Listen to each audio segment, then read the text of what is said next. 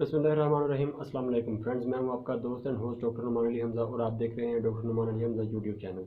दोस्तों, आज की इस वीडियो में हम बात करेंगे जानवरों के हवाने से यानी कि दूध के साथ खून आने के बारे में। हम आज की इस वीडियो में बात करेंगे। दोस्तों, जानवर के मतलब लैक्टेशन पीरियड के मुख्तलिफ अदवार में ये मसला जानवर को दरपेश आ सकता है। मिसाल के तौर पर जानवर ने बच्चा दिया, उसके फ़ौरन बाद ये मसला आ सकता है। 3 माह के अंदर भी आ सकता है, 3 माह के बाद भी आ सकता है, 5वें माह में भी आ सकता है, 7वें माह में भी आ सकता है, और यहाँ तक कि जब जानवर हामला हो और लास्ट ट्राइमेस्टर में हो तब भी जानवर को ये मसला आ सकता है। ऐसे ही केस एक मेरे घर में इस वक्त खड़ा है।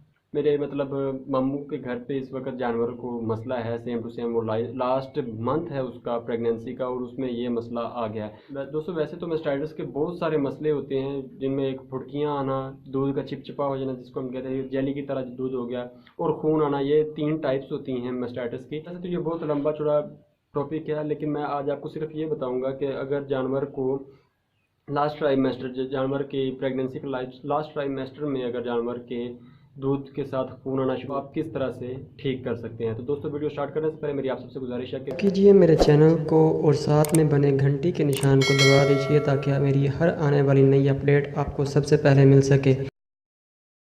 दोस्तों, मैस्टाइटिस सोजिश हवाना अंगारी या साड़ू, इस नाम से इस मर्ज़ को जाना जाता है, जिसकी वजह से जानवर के दूध में फुटकियाँ आना शुरू हो जाती हैं, या दूध जो है वो चिपचिपा यानी कि जेली की तरह होना शुरू हो जाता है, या फिर दूध में खून आना शुरू हो जाता है। दोस्तों, जानवर को ये मसला लास्ट ट्राइमेस्टर में जानवर के दूध के साथ खून या हवाने में खून जमा हो जाना, ये केस बहुत ही कम देखने को मिलता है। तकरीबन 100 में से 5-6% तक ये केस देखने को मिलता होगा। उन्हीं में से एक हमारे घर में आ गया। अब ये लैक्टेशन के किसी भी दौर में हो सकता है, इसके अलावा प्रेगनेंसी के भी किसी भी दौर में हो सकता है जानवर को ये मसला।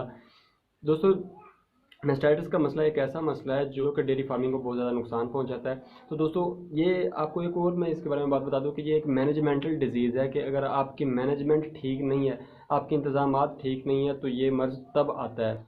दोस्तों, आज की इस वीडियो में हम बात करेंगे कि जानवर के दूध में खून का आना, और ख़ास करके लास्ट ट्राइमेस्टर, प्रेगनेंसी का जो लास्ट ट्राइमेस्टर होता है उसमें जानवर के दूध में खून आना या फिर हवाने में खून जमा हो जाने के बारे में हम बात करेंगे। वैसे तो ये टॉपिक बहुत लंबा चौड़ा है, इसके बारे में मज़ीद मैं वीडियोस बनाने की कोशिश करूँगा, आपको अच्छे से समझाने की कोशिश करूँगा ताकि आप अपने जानवरों की हिफाजत कर सकें, उनको बचा सकें और अपने डेयरी फार्म को कामयाब तरीके से चला सकें। दोस्तों, जानवर के हवाने में खून किसी भी इन्फेक्शन की वजह से भी आ सकता है।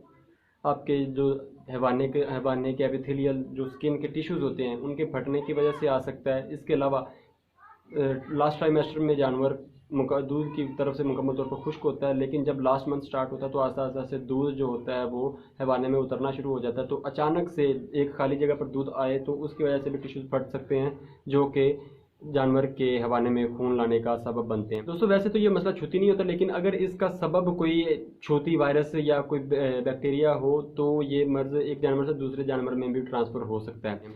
दोस्तों, इसकी अलामत में आपको यही मिलेगा कि आप चेक करेंगे, आपको हवाना जो है वो सुर्ख, गर्म और सख्त भी मिल सकता है। तो मेथन के ज़रिए से धार निकालेंगे तो आपको फुटकियाँ भी मिल सकती हैं और खून भी मिल सकता है। ज़्यादातर खून के चांसेस हैं। दोस्तों, मैस्टाइटिस का सिर्फ और सिर्फ एक यही केस होता है जैसे कि मतलब जिसमें खून आता है, सिर्फ इस केस में ही जानवर को टेम्परेचर होता है, और किसी भी मिसाल के तौर पर फुटकियों वाला जो केस है या जेल वाला केस है उसमें जानवर का टेम्परेचर हाई नहीं होता।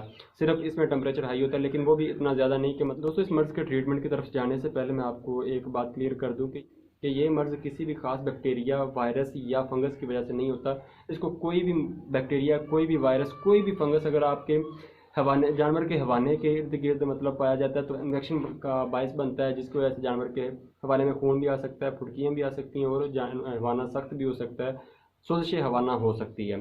तो दोस्तों, इसका मैं सिंपल सा जो ट्रीटमेंट है वो बता देता हूँ आपको। जानवर को टेम्परेचर है तो उसके हिसाब से हमने कोई ना कोई एंटीपायरेटिक लगाना होता है। इसके अलावा जानवर को अंदर ज़रूर कोई ना कोई इन्फेक्शन हुआ होता है हवाना के अंदर, तो हमने एंटी इन्फ्लेमेटरी इंजेक्शन कोई भी इस्तेमाल करवाना है। उसके लिए मैं आपको रिकमेंड करूंगा कि आप कीटोप्रोफिन, कीटोजेक्ट के नाम से ज़्यादातर आता है, या फिर फ्लोनिक्सन, मैग्लोमाइन, फ्लोनिक्स, फ्लोन, इस तरह के नामों से आता है, तो ये इस्तेमाल करवा सकते हैं। इसके अलावा दोस्तों एंटीबायोटिक बहुत ज़रूरी होता है किसी भी मर्ज़ में, ताकि वो जरासीम को ख़त्म कर सके, इन्फेक्शन को फैलने से रोक सके। तो इस मर्ज़ में मैं आपको रिकमेंड करूँगा कि आप एमोक्सिसिलिन जो ग्रुप है उसका इस्तेमाल करवाएं। इसके अलावा दोस्तों इस मर्ज़ को ख़त्म करने का एक देसी नुस्खा भी है कि आप जानवर को तकरीबन 3 दिन लगातार नींबू और चीनी, एक पाव नींबू और 1 पाव चीनी आपने एक दिन की खुराक के हिसाब से जानवर को 3 दिन तक ये लगातार दें। इंशाल्लाह अज़्ज़ व जल आपका जानवर बिल्कुल ठीक ठाक हो जाएगा। उम्मीद करता हूँ मेरी आज की ये वीडियो आपको पसंद आई होगी। अगर वीडियो अच्छी लगी हो तो लाइक कीजिए, शेयर कीजिए और कमेंट करके भी बताएं। आप किसी और टॉपिक पर वीडियो बनवाना चाहें तो मुझे व्हाट्सएप पर SMS कर सकते हैं, कमेंट कर सकते हैं और ईमेल भी कर सकते हैं। अपना ख्याल रखिएगा, अपने जानवरों का ख्याल रखिएगा, घर वालों का ख्याल रखिएगा।